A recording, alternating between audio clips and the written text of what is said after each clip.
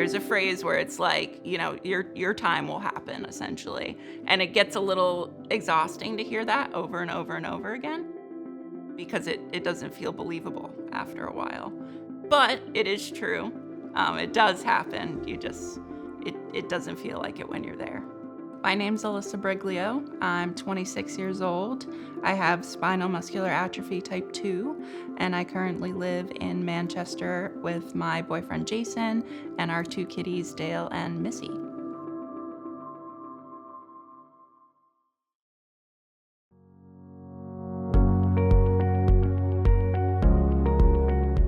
So making an online dating profile is definitely complicated. However, I was never willing to hide the most obvious part about me. So maybe not all of my photos, but many of them featured me in my wheelchair. I definitely put in my bio that I was in a wheelchair. Oftentimes, if I match somebody, my first question would be, did you read my bio? And I would either get a yes with follow-up questions, or I would get an unmatch. When Jason started asking more questions about my disability and my work and my family and my life, I hadn't ever experienced that before. It was more so the curiosity for others kind of never arose. When he started getting curious about me, I realized that he was the person that I needed to take a chance on.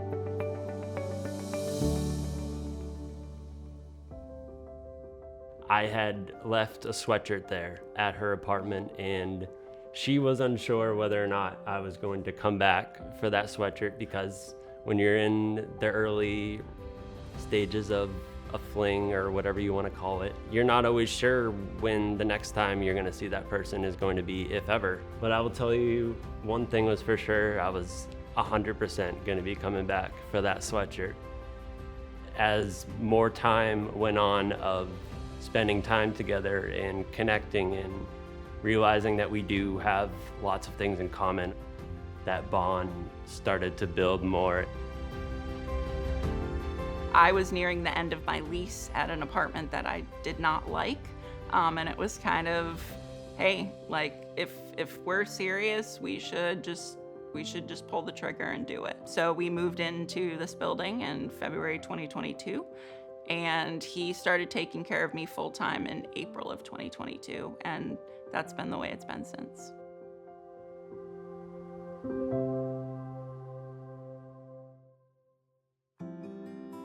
When I met Jason and we started going out in public together, I had to overcome the idea of people staring at us or having the wrong idea of who he is.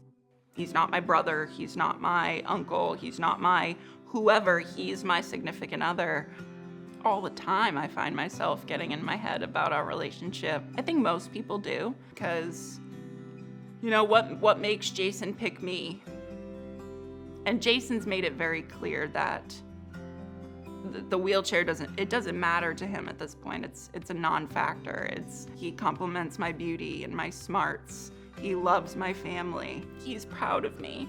And I think he has done more than enough to assure me that I'm the one and he's not going anywhere. When I was diagnosed, I wasn't expected to live to 18. I'm 26, I'm thriving. Muscle weakness is one thing that's very obvious to the eye, but what weakness is underneath is not always so obvious. And I would say definitely the biggest part of me that was atrophied was my confidence, my ability to feel like I was worthy of a relationship. And Jason has restored that more than I could have ever imagined.